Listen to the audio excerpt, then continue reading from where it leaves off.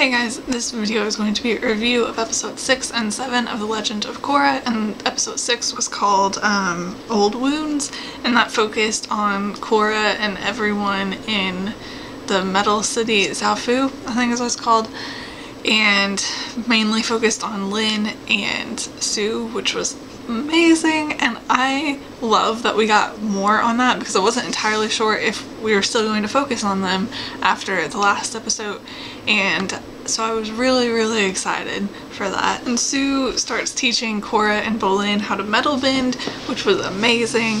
I find it interesting, they keep talking about Korra as the first avatar to learn metal bending, and I really find it interesting that Aang never learned, like not once over his entire lifetime.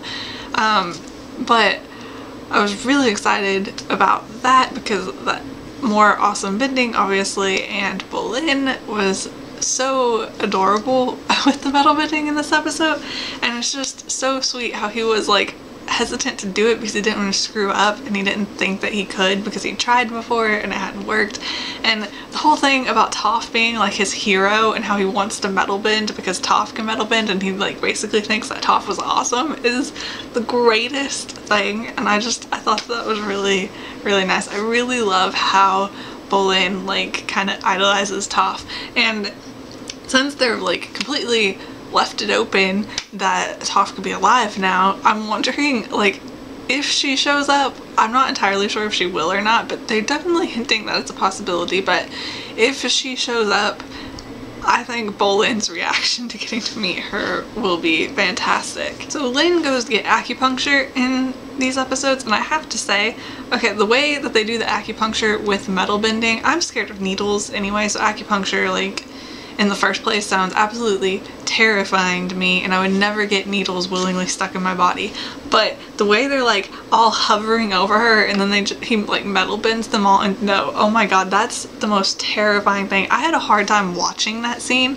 Like I could not watch the needles like enter her like all at, oh, it was terrible. I did not enjoy watching that.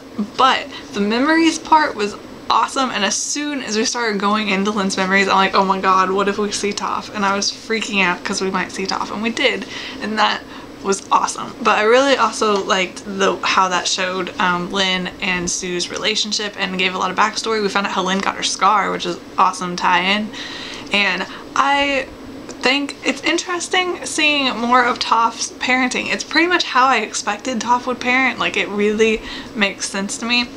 I find it interesting after the whole like Aang being a terrible father thing of last season, now we're getting some like kind of criticism of Toph's parenting. Like Lin is obviously like very, and Sue both are kind of like very willing to admit that Toph wasn't the best mother, and so after the whole thing with Aang, it's like I don't know, just talking about them both being parents and not being perfect parents is interesting to me, and I really love that we got to see Toph. I freaked out, and we found out why Sue doesn't live in Republic City, and I really loved having all that backstory. I really liked that it was there, and I thought that that was all extremely awesome. And then when Lin and Sue are fighting and Korra makes the comment about maybe they should pull them apart, and Bolin's like, you don't have siblings, so fighting is how you heal, was fantastic, and I loved that. That was a hilarious joke.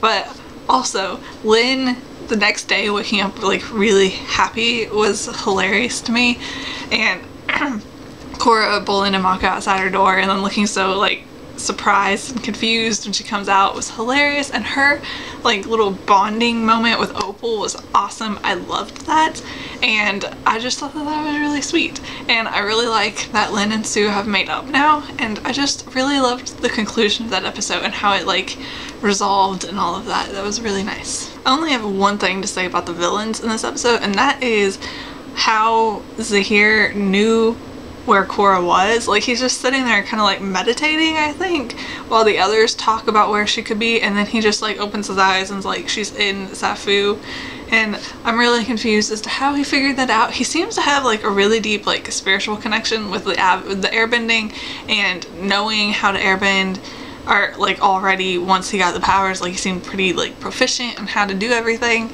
and so he seems to know a lot of like really spiritual stuff, which makes it really confusing to me as to why he's going after the Avatar and the White Lotus and all of that and wants them gone. I'm just wondering, I really want to know what his motivation is. I don't know when we're going to figure that out, because obviously, like, the Avatar, I'm really confused because he seems like a very spiritual person. So I feel like he has to have a justification for what he's doing. Like, he has to be one of those people who thinks he's doing the right thing. I don't think he's just doing it to be evil, because I can't picture someone with a spiritual connection as being evil, but I don't know. Well, I mean, Korra's uncle, kind of, but he still had a justification, I think, for the most part. So I'm really interested in what that group's, like, mission is, like what they're trying to accomplish other than just wiping out the White Lotus, because there has to be more to it than that. And I really wonder how he figured out where Korra was. Then we get the episode Original Airbenders, which answers my question over whether or not we're going to see the Airbenders. Obviously we are, at least some, and this episode was pretty much like a filler episode in a lot of ways, but it was like a really good filler episode. So I do think it was important in a sort of character development way, but as for the plot, it didn't really develop anything other than maybe like the Airbenders learning more. But plot-wise, it was pretty much not very eventful, but it did have some nice character development, and I really, really liked the story, so it was really good filler. And I'm not even sure if it could like be completely filler, because like I said, there was some good character development, so there was at least that. I really feel kind of bad for Tenzin, because he like keeps having trouble with these airbenders. Like, first he has trouble finding airbenders, and then now he's having trouble like actually training them. Like, none of them want to listen to him, so he's had like a pretty hard time recently. But I really liked that storyline, because obviously learning how to bend like just suddenly, and learning all of this history and everything that he's expecting them to learn would be really difficult. And I really like that we're seeing them kind of struggle, and they don't just like instantly become amazing benders. But I really liked, my favorite part of this episode was definitely Tenzin and Bumi's character development, like individually. Just Tenzin realizing first how like to properly handle teaching the airbenders, and also Jinora growing up and that he needs to like let her grow up, and then Bumi's whole character development with feeling kind of inadequate, because in his line about never feeling like he was actually part of the air nomads, because even though he was Aang's son, he couldn't airbend, was really nice. And I really like that, because I think Tenzin has always had a strong connection to the air nomads. He always wears air nomads clothing, and I'm not even sure how much Tenzin considers himself part of the water tribe, even though his mom is from the water tribe, and like he has claim to that too. But Kaya, on the other hand, is a waterbender and wears water tribe clothing, and I'm pretty sure like we always see her kind of like, I don't know, she dresses more like water tribe. So you kind of have that distinction between, like, you have of Aang and Katara's 3 kids, you have the one that's like definitely like fits in more, I guess, with the air nomads, and the one that fits in more with the water tribe. But then Bumi's in the middle because he wasn't a bender, and I don't think he really felt a connection to either nation.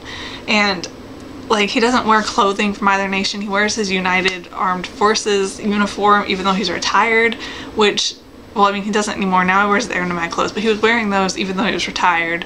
So it kind of like hints that he didn't have another like nation's clothes to wear. And so I really like that we're getting that development, and him finally getting to feel like he's a part of the Air Nation was nice. And so I think that was probably my favorite part of this episode, was Bumi's character development. I thought that that was really nice. Kind of just skipped through over a bunch of my notes in that little thing, and now I can't remember what I said and what I didn't because I went out of order. But Jinora and Kai, I want to talk about Jinora and Kai. They were adorable. I ship them more every single episode. It's actually like, I love them. And the baby air bison were adorable too. I have to mention that they were absolutely adorable. And I just love, that was definitely, other than the character development with Bumi and Tenzin, my favorite part of the episode was definitely Kai and Jinora, and I think they're so cute. I love them, and I like how Kai started off really kind of, I wasn't sure how I was gonna like him, but I really like him, and he definitely actually like cares about Jinora. And when Jinora confronted Tenzin about what Kai had said, and Kai hid behind the other airbender, it was hilarious. But I really, really like how the relationship is going, and I just think that that's really nice. I'm really, really excited about that. When Tenzin is teaching them, and they have like everyone's basically falling asleep except the one like really eager guy who's raising his hand to answer all the questions. And then when Tenzin refers to him as otaku and you find out that that's his name, that was hilarious to me. I'm really actually disappointed that not everyone watching the show is going to get that joke, because I thought that that was the absolute best and I was pretty much dying of laughter. I just thought that that was a really nice thing to throw in.